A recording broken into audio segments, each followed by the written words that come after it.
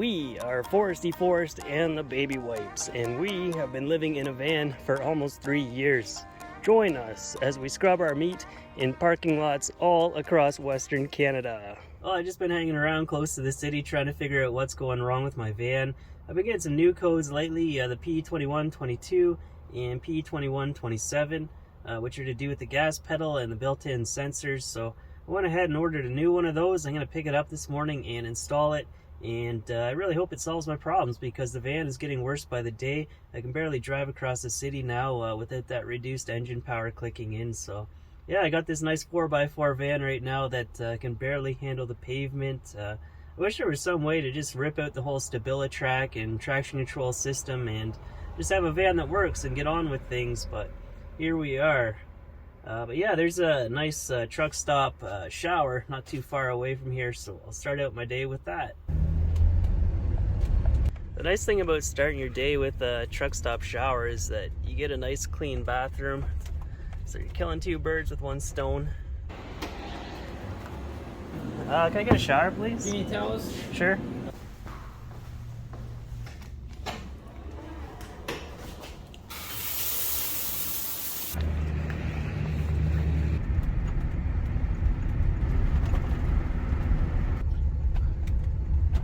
Perfect, thank you. Yeah, have a good one.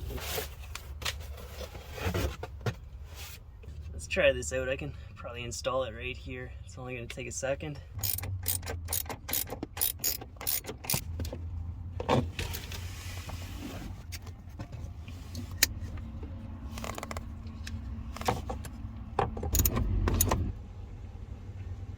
When I started up the engine, the check engine light turned off, so maybe it just needed to register itself, so we'll go for a test drive, see if that fixed it. I'm not sure if I'm just hallucinating, but this new pedal feels a lot smoother. I thought there was like dead spots and clunkiness before, so I'm gonna take it out to this 4x4 track and give it a good test run. Turn right toward Lac Le Jeune Road. Signs for Lac Le Jeune Road. Then turn right onto Lac Le Jeune Road. Yeah, there's no point in doing that anymore.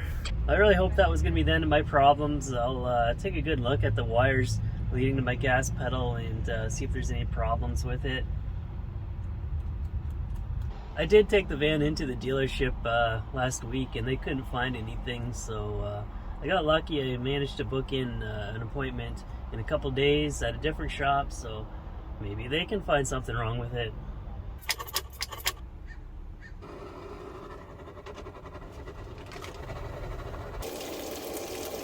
I'm trying to cut down on the amount of time that I need to use the air fryer.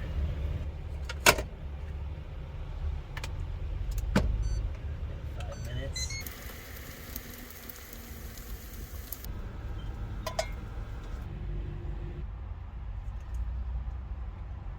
I've been looking around everywhere for broken wires under the dash, under the vehicle, all the nooks and crannies. I can't see anything. It could be the throttle body needs replacing, but I'm not going to do that. I'm going to wait until Thursday for a professional opinion, see what they say. So yeah, I just have tomorrow to kill, so maybe I'll go out for a hike. Walk till you drop type day. In 400 meters, turn left onto Pacific Way.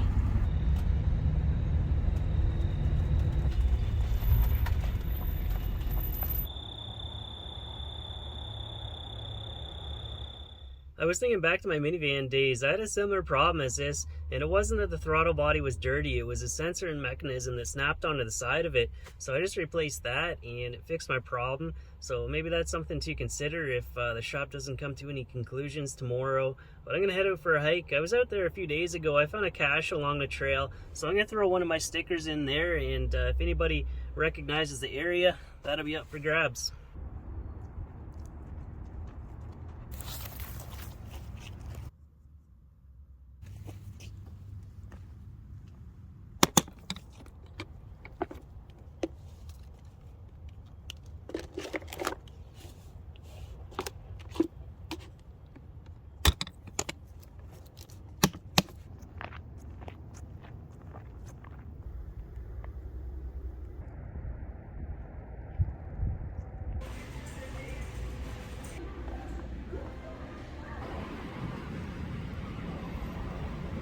Well, the van's getting worse by the minute, and somebody just pulled up with their generator. I really love that. I might have to move over there pretty soon.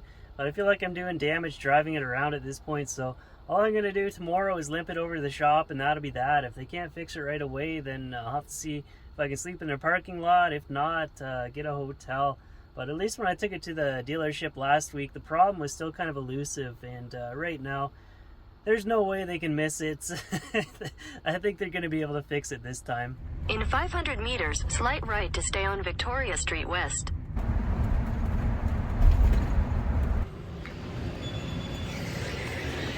So, you got a 2016 Chevy Yep. Express Fan. Yep. So what exactly is going on with it, just besides the reduced engine power? Is it shaking? Is it... It's just every time I try to accelerate, I get reduced engine power. Well, we'll give you a call when we get a look at it, when we get an idea as to what's going on. We'll go from there. Cool. Yeah, thank you. Okay, awesome. Thank you so much. I'm glad I went to that shop. Those guys really knew what they were doing, and it was a smaller shop, so I could actually talk to mechanics firsthand. But he said he enjoyed the hunt, figuring out what was wrong with the 5-volt reference circuit. He pinpointed it to the map sensor. It was faulty and shorting out to ground. He just unplugged it for the time being, and the van's running fine again. But yeah, where it's located, it's really hard to replace, so I was gonna let them do it, but they're booked up for another week, so I just went ahead and bought one, and I'll see if I can do it here. So there's the plug for it, and there's the sensor tucked in there.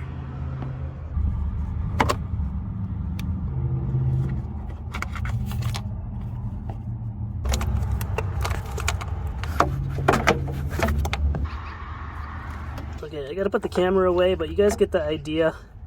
Yeah, goes into, get in your hole. I just pushed down on the screwdriver like that and it clicked in. So now I just have to get that clip back on top.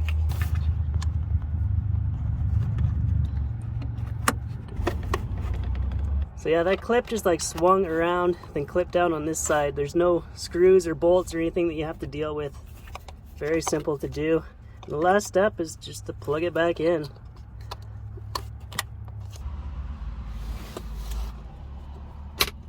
I unhooked the battery to clear all the codes. I'll just get everything back together. In the meantime, we'll go for a good test drive, see if it's fixed up. Continue on Lac La Jeune Road for 17 kilometers. Here we go.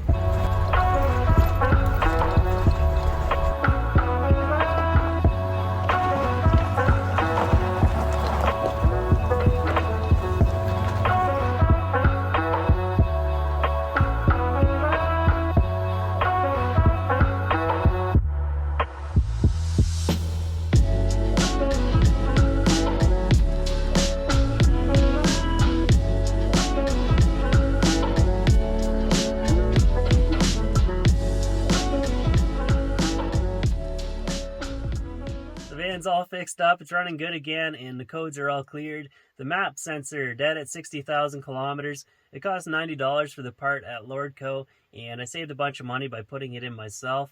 But yeah, you can't always trust what the code reader tells you to do. I didn't need to spend money on that gas pedal, but I guess I got a spare one if I ever need it down the road.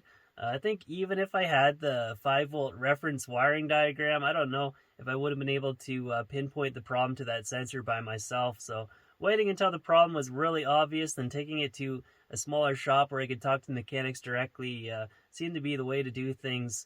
But yeah, I'm out here on a back road, and last night a truck pulled up beside me about 10 o'clock. It was dark. I couldn't see what it was. Then they got out. They came around. I had my door wide open. Then all I heard was, "This is the police." I was kind of worried for a second, but it turns out there's a fire not too far away, and this whole area is under evacuation alert. So yeah, everything is on fire right now. But yeah, my front brakes have really been squeaking lately, and I picked up some pads before I came out here. So I think this is a good place to swap them out. It's nice and quiet, so I'll get that done today. I don't even know if this jack will reach. I've never tested it.